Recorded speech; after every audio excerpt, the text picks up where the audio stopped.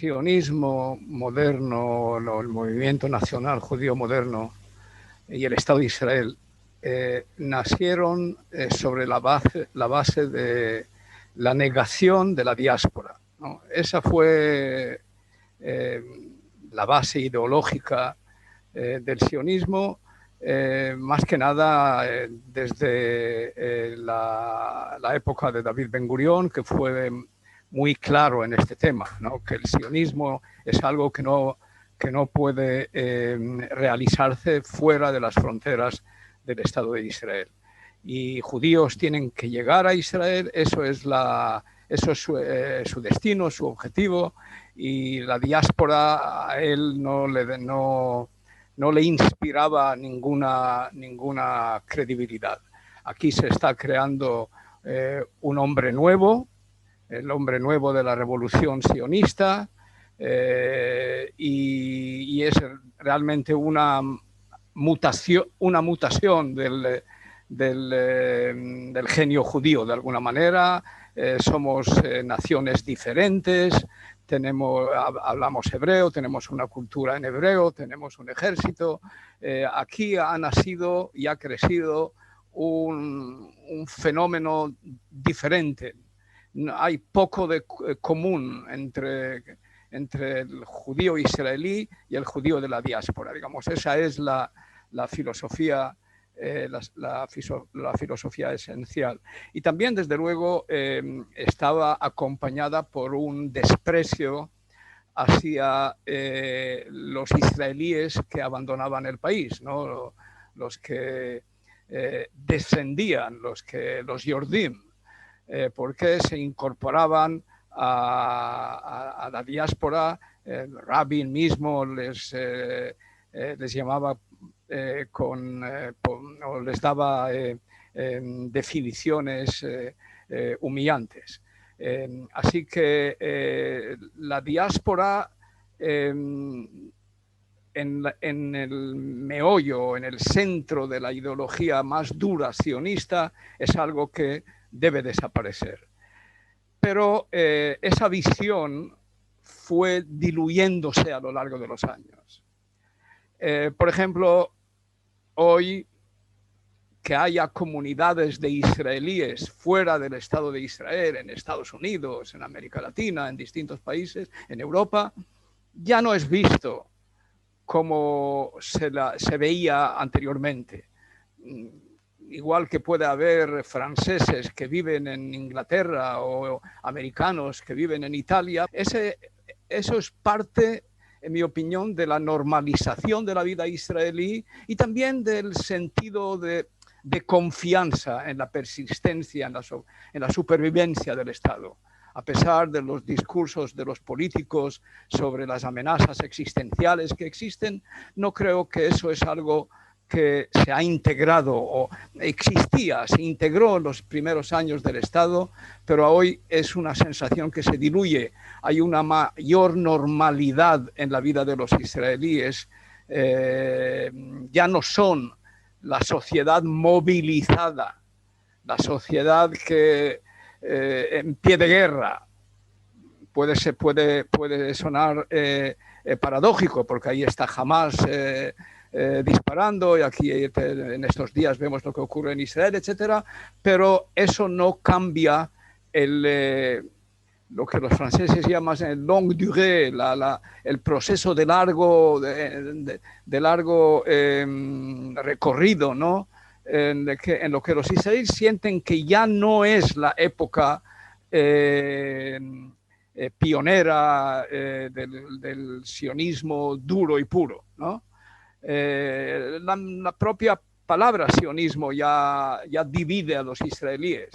Si Itamar Ben-Gvir es sionista, pues los de Meretz o la burguesía de Tel Aviv dirá, bueno, mira, si eso es sionismo, yo no soy sionista. O sea, que también lo que unía a los israelíes de cara al exterior ya no les une tanto.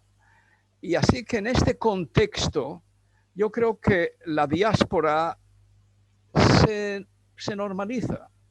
Y yo era de la opinión, incluso antes de este nuevo zeitgeist israelí, desde este nuevo espíritu de los tiempos israelíes, yo siempre era de la opinión que la diáspora es algo legítimo, no tiene por qué ser objetivo de desprecio. Me acuerdo que Ezer Weizmann una vez dijo, gracias a Dios yo nací en Israel. Vaya, o sea, ¿y qué? What's the big deal? I mean, pues otros nacieron en otra parte. ¿Qué es eso de gracias a Dios?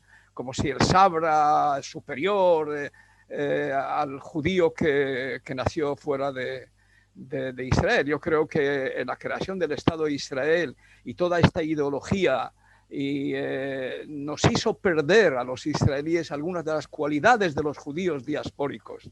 La civilización de la diáspora fue la que produjo esa admiración y esa excelencia de los judíos en Alemania, en Europa en general, en la ciencia, en la física, en la música, el judío políglota, el judío que se movía por el planeta. Eso, de alguna manera, el canaanismo, de la palabra Canaán, empobreció, en mi opinión, al genio israelí. Yo me acuerdo cuando por ahí de no sé cuando exactamente, creo que era por los años 80 del siglo pasado, 80, principios de los 90, creo que los 80, cuando Shaul Friedlander publicó su libro Cuando viene la memoria, o Imbo HaZikaron, When Memory Comes, un libro en el que se enfrentó él, que nació en Praga y creció en Francia y llegó a Palestina o a Israel en el 1947 en el barco nada menos que Altalena. Llegó en Altalena y tuvo que nadar para llegar a la generación de Haim Guri, de la gente del Palmaj, etcétera, pues le veía con cierto desprecio, ¿no? Yo mismo me acuerdo cuando llegué a la edad de 12 años, yo hablaba 3 idiomas realmente a la edad de 12 años, pero los sabras que hablaban solo el hebreo pues me miraban con desde una posición superior, ¿no? En mi opinión, no solo la idea de la centralidad de Israel, sino su vida comunitaria, la educación judía, en torno a valores judíos, en torno a valores universales también. Algo de esos valores universales los israelíes han perdido, porque nos hemos convertido en una sociedad etnonacionalista más y más. Y no creo que eso es bueno para el futuro de Israel y no creo que eso es bueno para el futuro de la diáspora.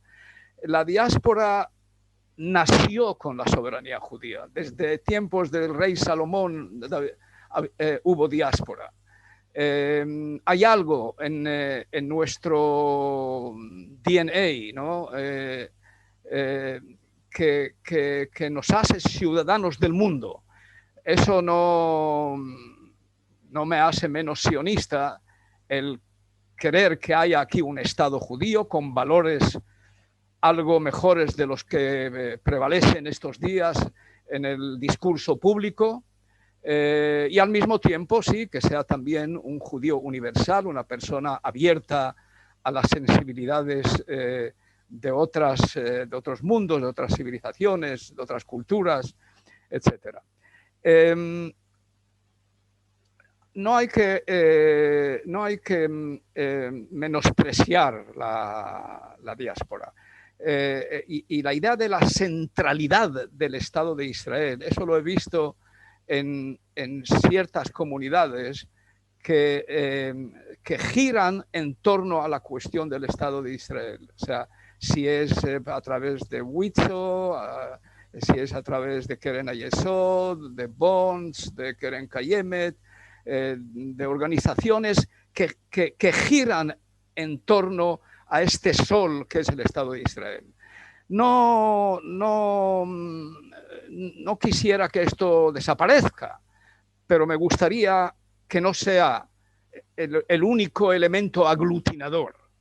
Tiene que haber esa apertura al mundo que es parte del ser judío, en mi opinión, que inviertan, sí, en la educación.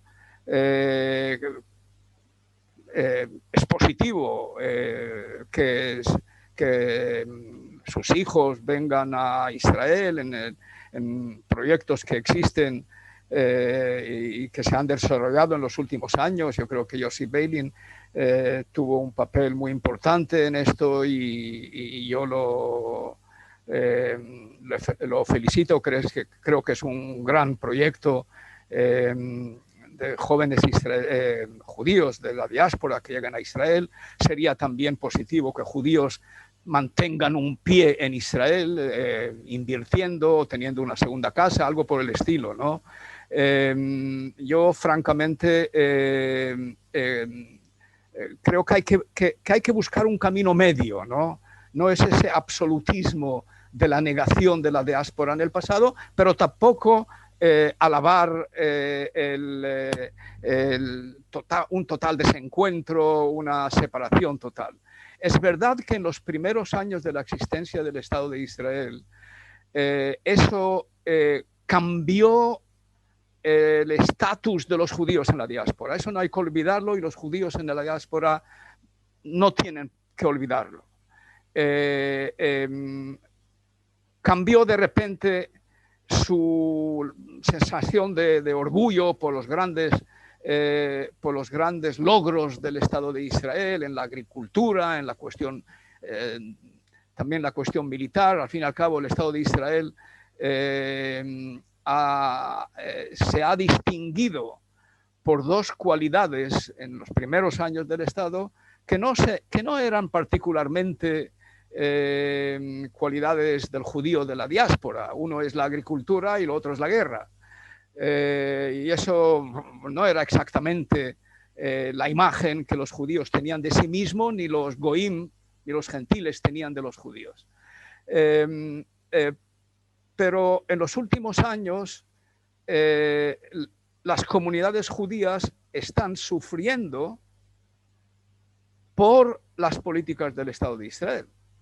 En Argentina, sin ir más lejos, la cuestión de la AMIA, el asesinato de Abbas Musawi, que era el jefe del Hezbollah en aquellos años, tuvo esa respuesta en comunidades judías. O sea que a veces comunidades judías, sin quererlo, aunque digamos se puedan definir no sionistas, digamos que existen tales comunidades, pues para los enemigos de Israel son un objetivo porque son judíos. Y por lo tanto, eso, en mi opinión, es una razón más de que haya un diálogo fluido en que judíos de la diáspora no solo hagan donaciones o eduquen a sus hijos en torno al Estado de Israel o la importancia del Estado de Israel, sino también que se oiga su voz, porque hoy hay una especie de antisemitismo políticamente correcto. O sea, un antisemitismo políticamente correcto es aquel que defiende la causa palestina, que es políticamente correcto, pero atacando a los judíos. ¿Qué tiene que ver los judíos de Toulouse? ¿Por qué hay que asesinar a niños en un colegio en Toulouse por las políticas de Benjamin Netanyahu o de cualquier otro primer ministro en Israel? O sea, que ese lazo, esa conexión entre Israel y la diáspora a veces ya no depende de nosotros, ni de ellos. Es una situación objetiva. Israel es un Estado judío y los judíos se convierten en un objetivo de aquellos que se oponen a las políticas del Estado de Israel. Para resumir, yo francamente creo que hay que desligarse de esa noción, de ese sentido de superioridad que los israelíes han tenido a lo largo de los años hacia la diáspora, porque nosotros somos una nación que sabe defenderse y que tenemos la agricultura y que tenemos la alta tecnología y que tenemos el mejor ejército del mundo, la mejor aviación militar, etcétera. ¿Y ellos qué son? Judíos de la diáspora. Eso quedó anclado desde los años de Ben Gurión, que definía a los supervivientes del Holocausto como polvo humano. Y Alterman escribía en sus poemas como los sabres, la gente del Palmaj, se cargaron sobre sus hombros a los judíos de la diáspora para traerles aquí a Palestina. O sea que eso era una era que en mi opinión fue diluyéndose, o que su ideología fue diluyéndose. Hoy hay una actitud mucho más normal, y si mí dependiera yo estimularía a las comunidades judías a invertir en la educación, a invertir en crear en impulsar esa imagen del judío que al mismo tiempo es una persona universal. No, y hay que tener cuidado no caer en el etnocentrismo, porque aquí, francamente, esa es mi opinión, está causando muchísimo daño al país. La diáspora está para quedarse. Judíos que quieren venir a Israel, bienvenidos sean, pero si no vienen a Israel, son tan buen judíos y a veces tan buen sionistas incluso, cuando envían a su hijo o cuando hacen actividades a favor de organizaciones judías, etc. Israel está aquí, los judíos están donde están, son, si tomas como ejemplo la comunidad judía americana, por ejemplo, bueno, pues son una reserva casi estratégica, diría yo, ¿no?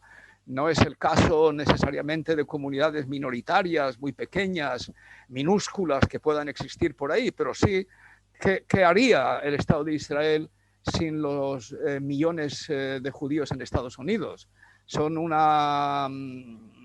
apoyo estratégico, diría yo, y hay que reconocerlo. No se puede decir que los judíos de Estados Unidos son un apoyo estratégico y comunidades pequeñas, pues nada, no nos interesan porque no son tan apoyo estratégico. No, hay que ver las cosas de una forma equilibrada y aceptar la autonomía de la persona judía que quiere quedarse en Buenos Aires o quiere quedarse en cualquier otro lugar. Algún día vendrá a Israel si realmente Israel es un atractivo, no porque él sea menos judío al no venir a Israel o menos amigo de la idea del Estado de Israel por no venir, por no emigrar a Israel. Hay una situación paradójica, porque la abrumadora mayoría de los judíos en Estados Unidos son liberales.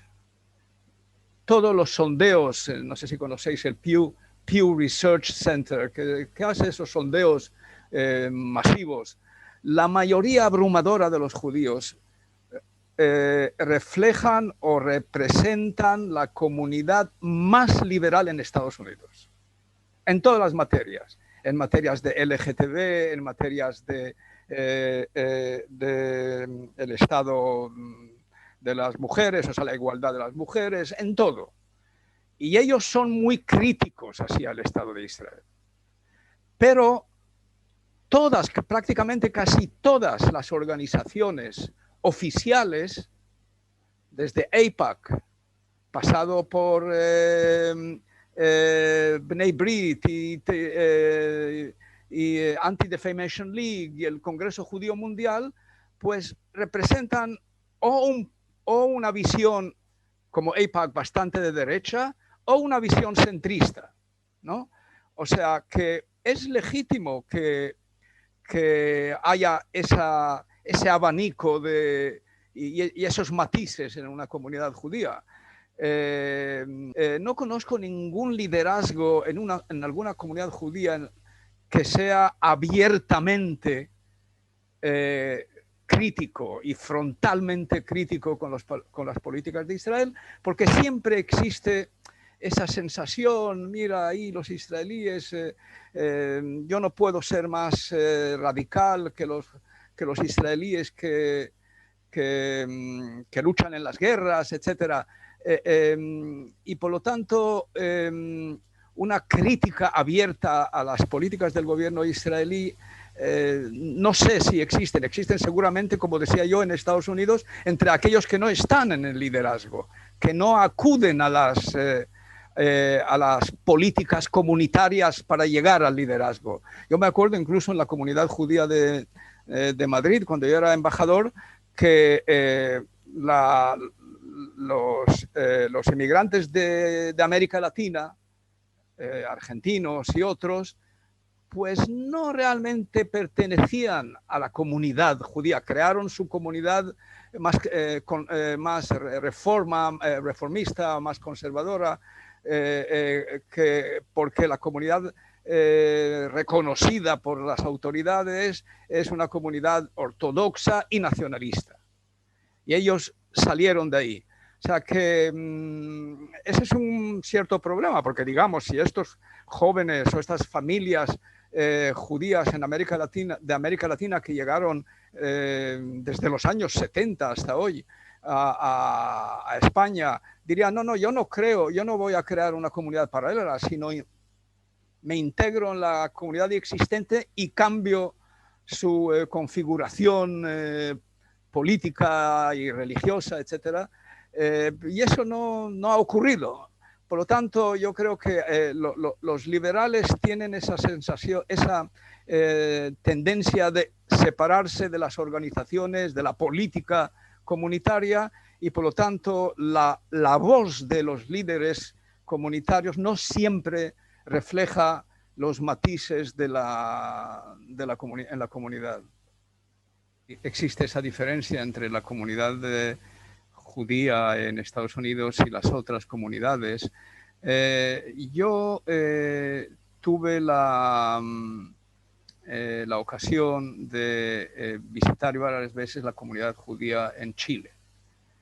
Y Chile es un caso bastante único, porque ahí hay una comunidad palestina enorme, cristiana, mayoritariamente cristiana, con representantes bastante radicales, y la comunidad judía se siente ahí acosada por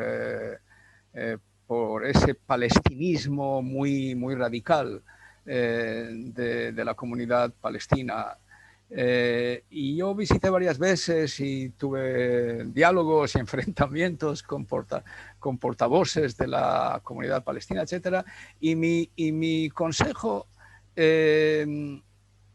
ha sido siempre de no radicalizar el discurso, sino más bien decir, bueno, no sé, desde luego la causa palestina es una causa política y humanitaria que se puede comprender, etcétera. Ya ha habido distintos gobiernos israelíes que han intentado llegar a un acuerdo de paz.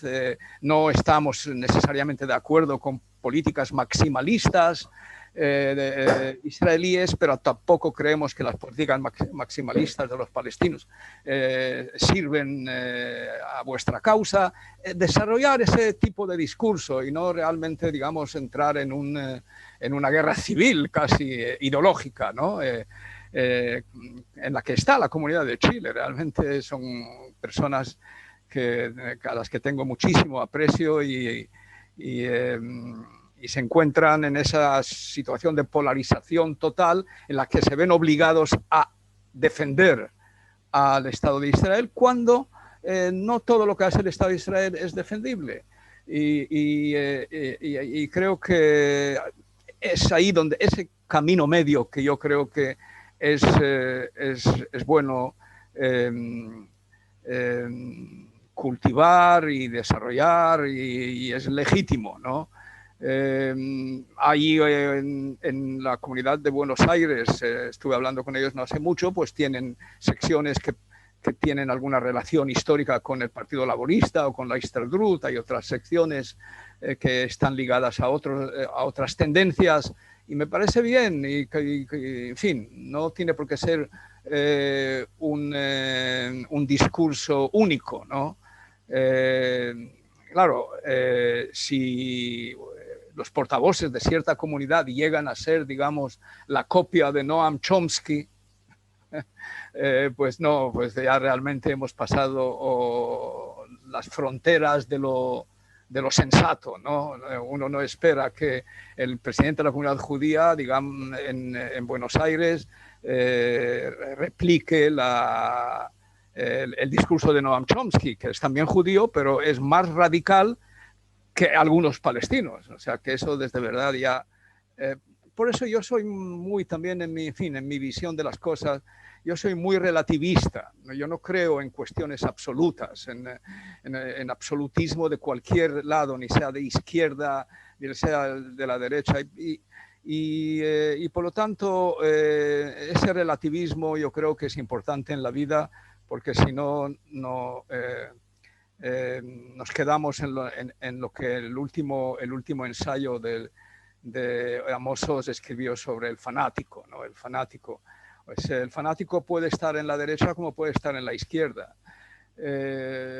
Y Chomsky es de los fanáticos de la izquierda, y hay algunos israelíes, uno de ellos amigo mío, Ilan Pape, estuvo conmigo en Oxford, y eso no creo que uno espera de una comunidad judía, ¿no? Que ese enfrentamiento radical. El judío promedio aquí, o el israelí promedio, no se despierta por la mañana y piensa en la diáspora. La vida es lo que es en este país, ¿no? Y lo sabéis. Los salarios no suelen ser insuficientes para la mayoría de la clase media baja israelí. El servicio militar, los desafíos que existen, los tapones en las carreteras, etcétera. Yo no creo que es muy difícil, y por lo tanto yo creo que más que ir al israelí promedio, yo creo que hay que ir a los colegios, a las escuelas, y ahí sí hablar de estas cosas, ¿sí? De que somos judíos, este es un Estado judío, el Estado de Israel, pero hay judíos por otras partes, y estudiar algo de la vida actual, porque lo que los colegios enseñan a los jóvenes, a los niños, es la historia de 2000 años de tragedias, de pogroms y de holocaustos. Y yo creo que sería bueno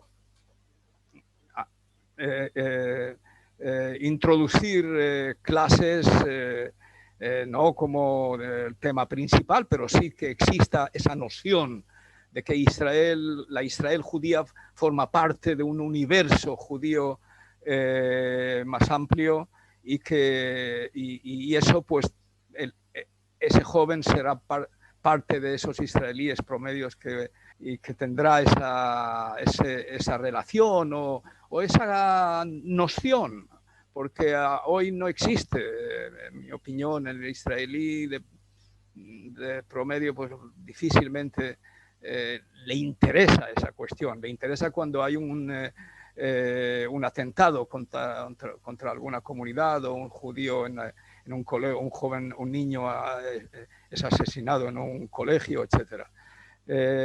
Hay que empezar en la educación de los jóvenes, y sí, efectivamente, explicarles lo que es el pueblo judío. No solo en la historia, en el pasado, sino lo que es hoy. No sé si el niño que crece en Israel, en los colegios nuestros, sabe que la mayoría abrumadora de los judíos en la diáspora, pues no son necesariamente ortodoxos, sino más bien liberales en sus prácticas religiosas. Y, en fin, dar alguna noción de lo que es el mundo judío de la diáspora, pero empezar en los colegios realmente. Yo estuve no hace mucho con Aleph Bet Yoshua, que es una gran persona y un gran escritor, y él ha sido muy radical en esta cuestión de borrar todo lo que no es el sionismo, y porque aquí ya hay un mundo distinto. Yo soy absolutamente consciente de que aquí se ha creado un nuevo tipo de judío, distinto, como dije antes, una cierta mutación del genio judío, pero todavía seguimos todos siendo muy judíos. Si no vamos a la sinagoga, pero yo no conozco a ningún francés que cuando viaja a Bogotá le interesa saber si hay una comunidad francesa. No creo, francamente no creo, pero a un israelí, si va, pues le despierta el interés de una comunidad judía. Ese atavismo nunca muere, los atavismos no mueren, difícilmente mueren los atavismos. Y creo que Aleph Bet Yoshua en eso se pasó, yo se lo dije en una conversación que tuvimos no hace mucho, y que hay que buscar también ese camino de sí dar estabilidad a la comunidad judía. A mí me gustaría que los judíos de Venezuela que han emigrado a Miami vengan a Israel en vez de ir a Miami, pero reconozco su derecho y su autonomía como personas de ir a Miami. Y espero que en Miami formen parte de una comunidad judía que sigue teniendo ese lazo con Israel, y sus hijos a lo mejor tendrán también la ilusión de viajar y quedarse aquí. En fin, no ser absolutistas en eso. Nos une la sensación del destino histórico común, ¿no? Eso es lo que nos unió, y también la práctica religiosa, con las tendencias que puedan haber, con los matices que puedan haber. Yo creo que un judío reformista o conservador pues es tan judío como un ortodoxo. Yo tengo un hermano que nunca emigró a Israel, estudió en una yeshiva que es el Oxford de las yeshivot lituanas, Gateshead. Estudió en Gateshead y se hizo rabino, y de ahí emigró a Canadá y fue rabino a lo largo de una comunidad en St. Catharines, Ontario, largos años. Ahora está jubilado, pero su hijo sirvió 3 años en el ejército aquí, de paracaidista, porque le educó en torno a que Israel es algo importante, etcétera, y habla un hebreo, mi hermano habla un hebreo perfecto, y nada, pues, y ya no es tan ortodoxo como era antes, o sea, se movió más al centro, porque, en fin, porque los judíos en Canadá están por ahí, y él mismo salió de ese absolutismo en el que fue educado en Inglaterra. Y como decía antes, su hijo sirvió aquí en el ejército 3 años en una brigada de paracaidistas. O sea que esos son los matices, esa es la riqueza del pueblo judío, y hay que mantenerla.